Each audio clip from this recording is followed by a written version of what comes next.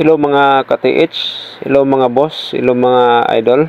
So, welcome ulit sa ating demo tutorial sa video ito. Isang legit marker na ating napansin doon sa ating Facebook page. Kaya gagawa natin to ng video para din makabigay tayo ng idea sa nagmamay-ari nito at sa iba din para makuha nila ng idea ito. Bago natin pakinggan ang kanilang mga sinasabi, so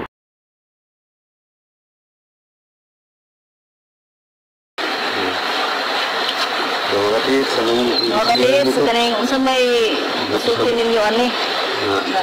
Number 8. Number 8 mani nga pati mga laluma. Nakay bunga sa bunga ng lalong. Sa bunga oh.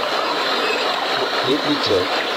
So may inyong ika-komento ani mga katis kay mga tulong naman po kasi wala po kaming alam dito. Harap na doon sa kuno.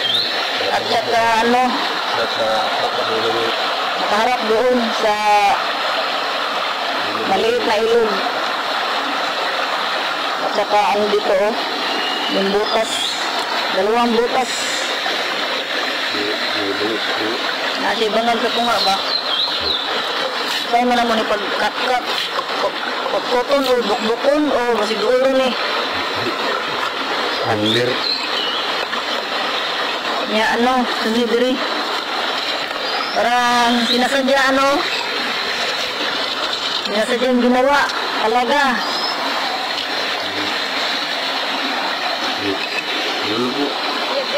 Maraming salamat po sa kon. Oh, maura ni katis kay murag. Lalo mong gunibangaga ni. Lagi siya dua kabuslot. Yung kalingin, oh. Lingin dyan sa katis. Lingin. Walang swabing-swabe, oh. Talaga, at saka dito, oh, ang ganda ng pagkagawa. Ang ganda ng pagkagawa.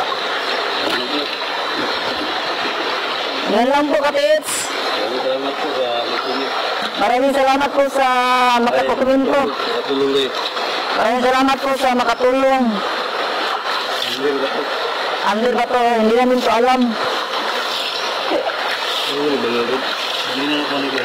Pero yung bangag dito, ang hindi nakadabis na dili, oh. Nga, nakatubang dito siya dito sa gamay nga lawa. Ano, kita mo? Gamay nga ilog, eh. Maganda ro, maganda.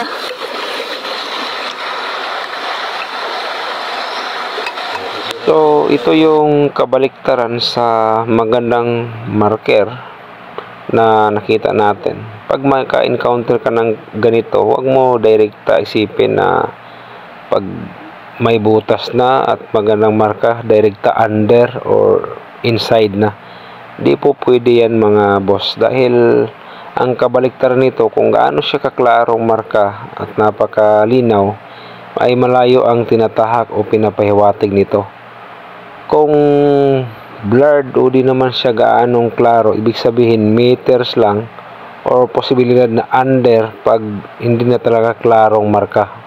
O kung sa madaling salita, kung nature lang, kung titignan mo yung bato, ibig sabihin under na kasi makikita mo naman yan sa ibang mga counter sign na tinutukoy kung under ba talaga. Kaya kung nadinig niyo yung mga sinasabi nila, gusto na nilang hukayin yung ilalim kasi ang butas ay pinahipahiwatig daw na under. So mali po ang pagkaintindi nila dito at kung isipin nating mabuti, hindi gagawa ng magandang marker o marka ang mga Hapon para lang paglagyan ng kayamanan sa ilalim. Kung solid kang nakasunod sa paraan ko, ay di ka na malilito kung paano at saan hanapin ito. Dahil sa mga paraan at diskarte ko, pag ganitong klaseng marka, ay kinukumpir ko agad o direkta doon sa tunay na lugar o area. Yun ang pinakaunang step para mas mabilis mong makita, matuntun kung saan talaga ang tunay na dig site na tinutukoy natin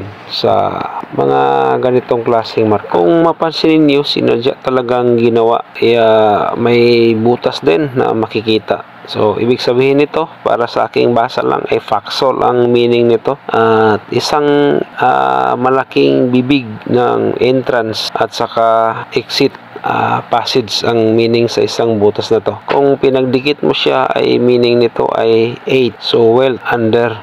Pero hindi po dyan mismo ang sinasabi kong under sa marker na yan, kundi doon sa tunay na lugar. So, ibig sabihin mountain.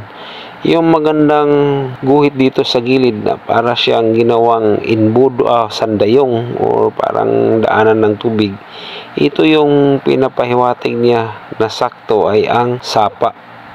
Ginuhit niya ang sapa. Kung may maipakita lang tong larawan gamit lang yung Google Map, so posibilidad makita at mahambing natin doon sa tunay na lugar kung alam lang natin kung saan ang saktong lugar o lokasyon na ito. At dahil nagbibigay tayo ng idea para sa mga baguhan at mga sulit nating sumusunod, kukuha tayo ng sample gamit yung Google Map at pwede natin ihambing ang isang marker na ito para maintindihan ng lahat na kailangan i-compare ang isang magandang marka doon sa tunay na area para mahanap ng sakto ang tunay na pinaglagyan ng tunay na kayamanan. At ito na yung ipapakita kong sample na larawan para mabilis ninyong maintindihan.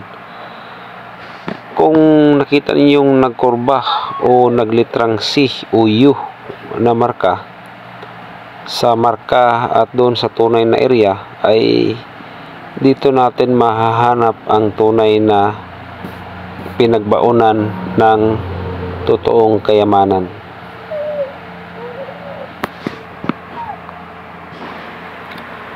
Hanggang dito na lang po. Sana may nakuha kayong idea sa videong ginawa kong ito para po hindi po tayo madikoy, mabukya at itutuntun po tayo sa tunay na lugar kung saan man ang ating hinahanap at inaasam-asam. Maraming salamat po.